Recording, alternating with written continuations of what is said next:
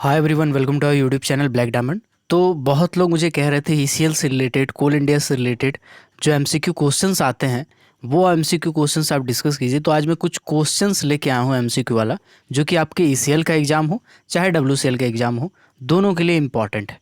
और ये जो क्वेश्चन है ये कुछ सेलेक्टेड क्वेश्चन है और आपका निकाला गया क्वेश्चन है, जो कि जैसे टेक्निकल पोर्शन में ज़्यादातर पूछा जाता है ना कोल इंडिया के साथ, तो वही क्वेश्चन है। पहला क्वेश्चन है, भारत में कोयले का राष्ट्रीयकरण किसने किया था? आप इस वीडियो को पॉज कीजिएगा या वीडियो को छोटा कर लीजिएगा, कमेंट खोलिएगा और एक एक क्वेश्चन का कमेंट करते जाइएगा, ठीक है, ताकि आपको भी पता रहे कि आप सही बताएं या गलत बताएं। पहला क्वेश्चन है, भारत में कोयले का राष्ट्रीयकरण किसने किया था? पंडित जवाहरलाल नेहरू, श्रीमती इंदिरा गांधी, राजीव गांधी या इनमें से कोई नहीं? तो जी हाँ, बिल्कुल सही गेस किया आपने। इसका सही आंसर होगा श्रीमती इंदिरा गांधी। अगला क्वेश्चन पे आते हैं। अगला है बेसिकली वेरी थिक सिम, अत्यधिक मोटा कोल सिम किसे कहते हैं? तो पिछले क्लास में अगर आपने वीडियो देखा है तो मैं बता देता हूँ, 0.5 मीटर से लेकर के 132 मीटर का मोटा रेंज पाया जाता है भारत में कोल सिम का, जिसमें 132 मीटर वाला झिंगुर्दा का, सिंगरौली का झिंगुर्दा माइंस में पाया जाता है। तो ये एक इम्पॉर्टेंट सवाल है। वेरी सिम वाला एक क्वेश्चन आ गया है तो इसको क्लियर कर ही लेते हैं। 1.5 मीटर से कम मोटा वाला को हम लोग बोलते हैं थिन सिम, 1.5 से 4.5 मीटर वाला को बोलते हैं मॉडरेट, और 4.5 से 9 मीटर को बोलते हैं थिक, और 9 मीटर से ज़्यादा वाला को बोलते हैं वेरी थिक। अगला क्वेश्चन आ गया है, भारत में कोयले का खनन यानी माइनिंग कब शुरू किया गया था? 1774 में, 1874 में, 1972 में या 1947 में? तो इसका सही आंसर गेस करके आप कमेंट कीजिए, मैं भी बताता हूँ आपको। इसका सही आंसर हो जाएगा 1774। देखिए इसके पीछे की कहानी मैं आपको बताता हूँ। 1774 में बंगाल में दो अंग्रेज हुआ करते थे। एक का नाम था जॉन समनर, ये ध्यान रखिएगा, जॉन समनर, और दूसरा का नाम था सस्टेनियस ग्रांट हैटली। ठीक है, इसको हैटली कह सकते हैं आप। ये दोनों अंग्रेज जो थे, ये दोनों अंग्रेज 1772 में पहली बार अप्लाई किए, ब्रिटिश गवर्नमेंट के सामने जाके अपना पक्ष रखे कि क्यों ना भारत में भी कोयले की खोज किया जाए, क्योंकि ब्रिटेन में उस टाइम कोल का माइंस हुआ करता था। तो जो अंग्रेज थे, अंग्रेज ने उन्होंने एक जो 1772 में था इसका प्लान को रिजेक्ट कर दिया था। फिर ये दोनों अंग्रेज ढीठ था, 1774 में फिर से अप्लाई किया। तो 1774 में ब्रिटिश हुकूमत ने इसको कहा कि ठीक है भैया, आप माइनिंग कीजिए। देखिए उस टाइम क्या था कि कोल जो भारत में बेसिकली जितने भी स्टेट थे वो बहुत सारा छोटा छोटा जनपद में बटा हुआ था। तो उस टाइम राजा ऑपरेट किया करते थे, राजा का अलग अलग साम्राज्य था। ठीक है, तो 1774 में बंगाल के जो राजा थे, काफ़ी फेमस राजा थे, टैगोर उनका सब टाइटल था। ठीक है, ये मैं बात कर रहा हूँ, रविंद्रनाथ टैगोर बाद में आए थे, ध्यान रखिएगा, वो 1884-86 के आसपास आए थे, तो वो वाला टैगोर नहीं है। टैगोर बंगाल में बहुत सारा सरनेम यूज़ किया जाता, काफ़ी पुराना नाम है। तो टैगोर साहब वहाँ के राजा थे। तो सस्टेनियस ग्रांट हैटली और जॉन समनर, ये दोनों जूलॉजिस्ट, ठीक है, अंग्रेज के साथ मिलके बेसिकली राजा साहब के पास गए, हाथ फैलाया कि भैया हमको यहाँ कोयला खोदने दीजिए, आपको हम ये देंगे वो देंगे। तो राजा साहब जो थे उस टाइम के, वो राजा साहब उन लोगों के, चूँकि हम लोग का इतिहास में ही रहा है अतिथि देवो भव, तो इसीलिए उनको माइनिंग करने के लिए दिए। वो जो माइनिंग हुआ था उसके बारे में बताता हूँ। सलानपुर कोलियरी, अगर आप ईसीएल से होंगे तो आपको पता होगा, सलानपुर कोलियरी जो कि ईसीएल में पड़ता है, ये भारत का सबसे पुराना माइंस कहा जाता है। 1774 में उस माइंस में, उसी जगह पे बेसिकली कोयला खोजा गया था, जो कि वेस्ट किनारा था, मतलब दामोदर नदी का पश्चिमी किनारा पे ये कोयला का स्टॉक खोजा गया था और माइनिंग स्टार्ट किया गया था। उस कंपनी का नाम, अगला क्वेश्चन है, भारत में सबसे पहले कोयला का खनन करने वाली कंपनी का नाम क्या है? BCCL, NCDC, Tagore and sons या एससीसीएल? तो इसका जो आंसर होगा वो होगा Tagore and sons. Tagore and sons नामक जो कंपनी थी, ठीक है, जो कि टैगोर साहब जो राजा साहब थे उन्हीं के नाम पे बनाया गया था, और उसके कुछ सुपुत्र भी हुआ करते थे, तो उन्हीं के नाम पे ये कंपनी बनाया गया था, टैगोर एंड सन्स। अगला सवाल है, भारत में सबसे पहली सरकारी कंपनी जिसने कोयला का खनन किया? BCCL, SCCL, Tagore and sons या सीआईएल कोल इंडिया लिमिटेड? तो मुझे उम्मीद है बहुत को इसमें बीसीसीएल कहे होंगे, जी नहीं, बीसीसीएल नहीं है, क्योंकि मैंने यहाँ कहा पहली सरकारी कंपनी। देखिए एससीसीएल जो कंपनी है, इसका नाम था सिंगरेनी कोलियरी कंपनी लिमिटेड, अभी है, पहले था सिंगरेनी कोलियरी कोलफील्ड लिमिटेड, ठीक है। तो ये जो कंपनी था ये बेसिकली 1946 में स्टार्ट किया गया था, ठीक है, 1946 में स्टार्ट किया गया था। लेकिन 1956 में आंध्र प्रदेश के जो गवर्नमेंट थे उन्होंने इसको एक्वायर कर लिया था, मतलब अपने स्टेट में ही ले लिया था। उनका स्टेट में ही कोयला का माइंस हुआ करता था, तो उनको सरकारी घोषित कर दिया गया था। तो 1956 में पहला सरकारी कंपनी जो था वो था SCCL, अभी इसका नाम चेंज हो गया है, ठीक है, सिंगरेनी कोलियरी कंपनी लिमिटेड ऐसा नाम है। तो ये जो कंपनी है ये है पहला सरकारी कंपनी, ना कि BCCL, ठीक है, तो ध्यान रखिएगा। अगला क्वेश्चन पे आते हैं। भारत में पहली कोयला खनन कहाँ पर हुई थी? झरिया कोलफील्ड में, रानीगंज कोलफील्ड में, सिंगरैनी कोलफील्ड में, वर्धा कोलफील्ड में। तो जी हाँ, आप गैस किए हैं बिल्कुल सही।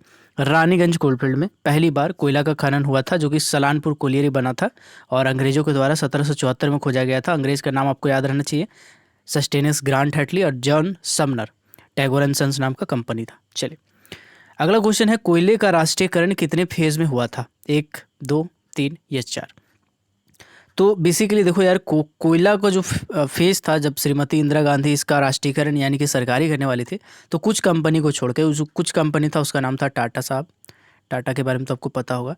एक था इफ़को, ठीक है, और एक दो और भी छोटी छोटी कंपनीज थी। इन प्राइवेट कंपनीज को छोड़ के बाकी जितने भी कंपनी था उसका नेशनलाइजेशन किया गया था। नेशनलाइजेशन 2 फेज़ में हुआ था। पहला फेज़ में था कोकिंग कोल का नेशनलाइजेशन हुआ था। पहला में क्या हुआ था? कोकिंग कोल का, ठीक है, और दूसरा में नॉन कोकिंग कोल का हुआ था, ठीक है, नॉन कोकिंग कोल का। तो जो कोकिंग कोल का हुआ था वो हुआ था 1972 में, 1972 में, ठीक है।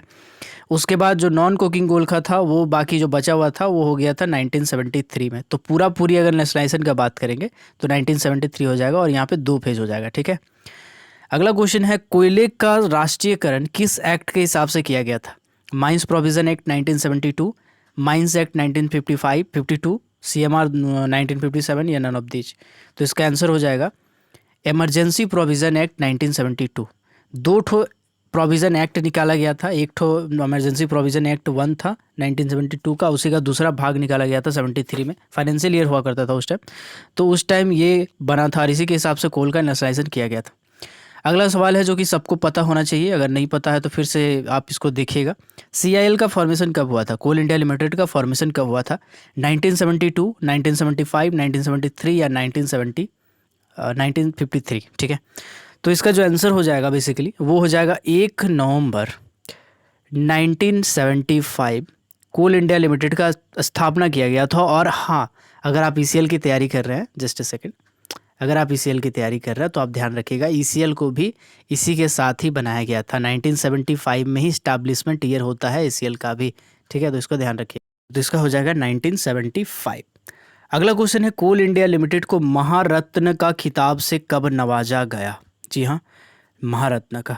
तो यहाँ पे मैं आपको बताना चाहूँगा, देखो यार, एक होता है मिनी रत्न जो सबसे छोटा वाला होता है, एक होता है नवरत्न, एक होता है महारत्न, ठीक है। तो बेसिकली ये सब कौन सा टैग है भाई साहब? तो ये सब टैग है टोटल टर्नओवर का। टर्नओवर के हिसाब से मिनी रत्न, नवरत्न, महारत्न में बांटा जाता है। और ये सब जो एनर्जी सेक्टर वाली कंपनीज होती है, बेसिकली ऊर्जा वाली कंपनी, से कोल वाला हो गया, तेल वाला हो गया, तो वो सब कंपनीज का है। जैसे महारत्न का बात करेंगे तो अभी 11 महारत्न का कंपनी है, आपको कभी बता देंगे, ठीक है। तो इसी तरह से जो महारत्न का टैग है वो 2011 में कोल इंडिया लिमिटेड को दिया गया था। ये काफ़ी इंटरनेशनल, क्योंकि इस टाइम ही एक और भी सेंचुरी इंटरनेशनल ईरा अवार्ड भी मिला था, तो वो भी इंटरनेशनल अवार्ड मिला था, तो इसका ध्यान रखिएगा। अगला क्वेश्चन है, CIL की कुल कितनी सब्सिडरीज है? 8, 7, 9 या 10? तो इसका आंसर हो जाएगा ऑप्शन नंबर A, 8 सब्सिडरी है, ठीक है, ध्यान रखिएगा 8 सब्सिडरी है। 8 का नाम भी मैं बता देता हूँ। चलिए, सबसे पहले मैं बात करता हूँ BCCL का, पुरनका यही है। इसके बाद मैं बात करता हूँ ECL, ठीक है, ईस्टर्न कोलफील्ड लिमिटेड। देन आपका हो जाएगा CCL, central coalfield limited. Then WCL, western coalfield limited. Then NCL, northern coalfield limited. इसके बाद MCL पकड़ लीजिए, महानदी कोलफील्ड लिमिटेड, ठीक है। और एक मिनट, BCCL हो गया, ECL हो गया, CCL हो गया, WCL हो गया, और एक ठो बच रहा है वो है SECL, south eastern coalfield limited, ठीक है। South eastern coalfield limited. Total 7 subsidiary company है जो कोल का प्रोडक्शन करती है, ध्यान रखिएगा। और एक है CMPDIL। टोटल मिला करके जो कंपनी है वो 8 है, तो 8 टिक करना है आपको। अगला क्वेश्चन है, इनमें से कौन सी विदेशी कंपनी को ऑपरेट करती है? कोल इंडिया लिमिटेड ऐसा कौन सा कंपनी है जिसको ऑपरेट करती है directly? China coal company limited, coal India Africana limited, central African mining and exploration company, पेट्रोइट कोल कॉरपोरेशन। देखिए ये जितना भी नाम है ना, ये बेसिकली फालतू नाम नहीं है, ये चाइना का कंपनी है जो कि सरकारी कंपनी है। कोल इंडिया जैसा ही एक कंपनी है, ठीक है। China coal energy company limited, हालांकि छोटा मोटा देश का बात नहीं करना चाहिए तो उसको काट देते हैं। अगला ग्रुप है कोल इंडिया अफ्रीकाना लिमिटेड। देखो यार, एक कंपनी है कोल इंडिया अफ्रीकाना लिमिटेड जो कि मोजाम्बिक में है। अफ्रीका का एक छोटा सा कंट्री है मोजाम्बिक। वहाँ का आदमी कैसा रहता है तो समझिए जैसे काला काला आदमी होता है ना, जिसका माथा में केचुआ सा बाल होता है, तो उस टाइप का आदमी दिखता है। मतलब हम अगर वहाँ चले गए तो हम वहाँ का शाहरुख खान हो जाएंगे। तो वो हो जाएगा कोल इंडिया अफ्रीकाना लिमिटेड। ये मोजाम्बिक में है। इसको डायरेक्टली कोल इंडिया लिमिटेड ऑपरेट करती है। इसको फॉरेन सब्सिडरी भी कहा जाता है।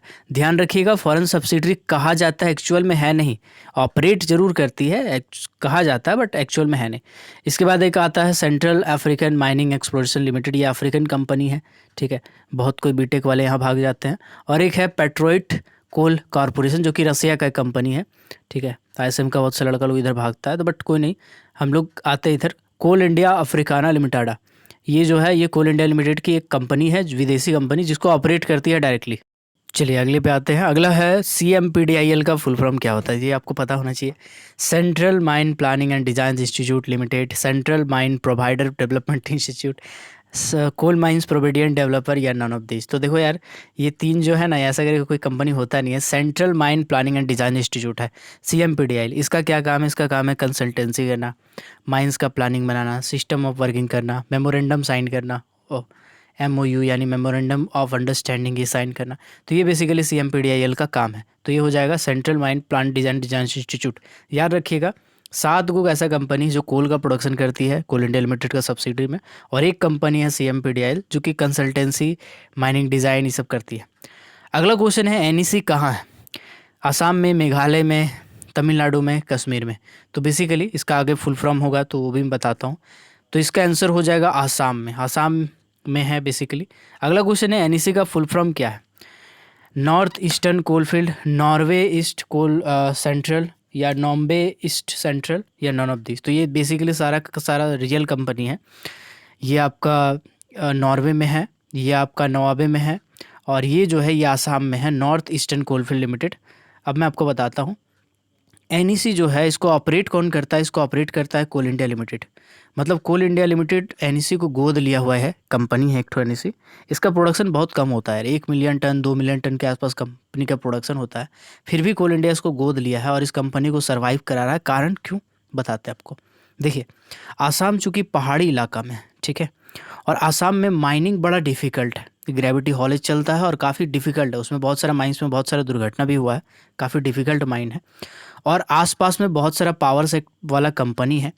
तो अब बताइए, पावर वाला कंपनी को जब बिजली की ज़रूरत पड़ेगा तो झारखंड से कोयला भेजेंगे तो बड़ा दिक्कत हो जाएगा, पहाड़ वहाड़ से तोड़ ताड़ के जाना पड़ेगा, तो बड़ा समस्या हो जाएगा। इसीलिए NEC जो कंपनी है वहीं पे कोयला का प्रोडक्शन करती है, और उसी के आसपास में जो नियर बाय है वहीं पे कोयला सप्लाई करती है। इसीलिए कोल इंडिया लिमिटेड इसको गोद लिया हुआ है और आज तक ये कंपनी चल रही है, प्रोडक्शन कम देने के बाद भी। तो इसका हो जाएगा नॉर्थ ईस्टर्न कोलफील्ड। अगला सवाल है, CIAL कहाँ है? अभी हम बताए थे थोड़ा देर पहले। CIAL का मतलब है कोल इंडियाना अफ्रीकाना लिमिटेड, जो कि मोजाम्बिक में है, अफ्रीका में। जो बताया, लंबा लंबा आदमी होता है, केचुआ सा बाल होता है, तो ये हो जाएगा मोजाम्बिक में। नेक्स्ट क्वेश्चन है, CIL की सबसे पुरानी सब्सिडरी कौन सी है? तो ये भी अगर मैं बताया होगा, आपने ध्यान से वीडियो देखा होगा, तो चैट पे कमेंट पे लिखते रहिएगा। तो इसका आंसर हो जाएगा बेसिकली BCCL। चूँकि मैंने बताया कि नेशनलाइजेशन जब किया गया तो 1972 में सबसे पहला कंपनी जो कोल इंडिया का जिसको सरकारी बनाया गया वो था BCCL। कोकिंग कोल इसमें मिलता है, ठीक है। चलिए, बेसिकली कोकिंग कोल क्या होता है ना, देखिए स्टील इंडस्ट्री में ज़्यादातर इसका इस्तेमाल किया जाता है, क्योंकि इसको हमको कोक नहीं बनाना पड़ता है। कोक बनाने से क्या है, सल्फ़र कंटेंट जो है वो थोड़ा कम हो जाता है ना। सल्फ़र कंटेंट कम रहता है तो हमको अलग से फर्नांस बनाना नहीं पड़ता, तो झमेला नहीं होता है। इसीलिए हम लोग कोकिंग कोल खोजते हैं, ठीक है। थोड़ा सा हल्का हीट रहता है कोकिंग कोल, उसमें से जो सल्फ़र वगैरह है थोड़ा निकल जाता है, तो हमको आसानी होता है। अगर मान लीजिए हम नॉन कोकिंग कोल लेंगे तो क्या यूज़ नहीं कर सकते हैं? बिल्कुल कर सकते हैं, लेकिन उसके लिए हमको फिर से फर्नांस एक ठो लगाना पड़ेगा, ब्लास्ट फर्नेस, उसमें हीट करना पड़ेगा। हीट करने के बाद फिर हम उसको कोकिंग बना के, कॉक बना के ही यूज़ करेंगे, ठीक है। तो इसमें झमेला है, उसमें झमेला नहीं है, तो इसीलिए कोकिंग कोल का ज़्यादातर स्टील इंडस्ट्री में इस्तेमाल किया जाता है। चलिए अगला क्वेश्चन, ये लास्ट वाला क्वेश्चन उठा लेते हैं। इनमें से कौन से मेथड में ब्लास्टिंग नहीं होता? लॉन्गवाल, रूम एंड पिलर, या बोथ, या नन? तो देखिए इसका आंसर हो जाएगा बोथ। देखिए आपको लग रहा होगा कि लॉन्गवाल में तो होता है, जी हाँ हो सकता है। रूम एंड पिलर में भी हो सकता है, होता है नहीं कह रहा हूँ, हो सकता है। लॉन्गवाल में क्यों नहीं होता है? देखिए कोल होलर नाम का एक ठो मशीन होता है। अब कोल होलर अगर आप नहीं देखे हैं तो आप बाहुबली तो देखे होंगे ना। तो बाहुबली में जो भलाल देव का रथ रहता है जो काटते हुए निकल जाता है सबका, समझिए उसी के आगे में एक ठो, जैसे उसका गदा था ना भलाल देव का तार वाला, उसी टाइप का गदा लगा दीजिए, उसको बड़ा कर दीजिए, उसी टाइप का दिखता है कोल होलर, ठीक है। तो कोल होलर से जो लॉन्गवाल है उसमें टेल गेट और मेन गेट बनाया जाता है। दो टाइप का गेट होता है, आपको ध्यान होगा, टेल गेट और मेन गेट, है ना। तो वो उसके लिए काम करते हैं। और रूम एंड फिलर मेथड में कंटिन्यूस माइनर और शटल कार इस्तेमाल किया जाता है, ठीक है। तो इन दोनों में हमको ब्लास्टिंग का ज़रूरत ही नहीं पड़ता है, ठीक है। चलिए तो आज के लिए इतना ही रहने देते हैं। और अगर आपको ये टेस्ट सीरीज़ लेना है, ठीक है, पूरा का पूरा टेस्ट सीरीज़ ऑलरेडी बना हुआ है, तो आप स्क्रीन पे मैं 1 मिनट नंबर लिख देता हूँ, जस्ट अ सेकेंड। तो मैं स्क्रीन पे आपको अपना व्हाट्सअप नंबर लिख देता हूँ, आप व्हाट्सअप पे मैसेज कीजिएगा, कॉल मत कीजिएगा, थोड़ा टाइम लगेगा, मैं रिप्लाई दे दूँगा, कोई आपको घबराने वाली बात नहीं है। 6200 670 155, ये मेरा व्हाट्सअप का नंबर है। आप इस पे मैसेज कीजिएगा अगर आपको टेस्ट सीरीज चाहिए। टेस्ट सीरीज का जो प्राइस है वो है 499 रुपीज़। इसमें सिर्फ टेक्निकल पोर्शन कवर होते हैं, mines act, mines rule, CMR chapter wise है, ठीक है। तो आपको घबराने वाली बात नहीं है, CMR का सब चीज़ उसमें इंक्लूडेड है ना। चैप्टर का जो क्वेश्चन बनाइएगा चैप्टर वाइज है सारा का सारा। लगभग टेस्ट का अगर संख्या का बात करें तो 22, 23, 24 के आसपास है, मैं गिना नहीं हूँ कभी, बट उतना के आसपास है। तो आप अगर लेना चाहते हैं तो आप व्हाट्सअप पे मैसेज कर सकते हैं। तो मिलते हैं अगले वीडियो में, तब तक के लिए keep watching, keep supporting, till then जय हिंद।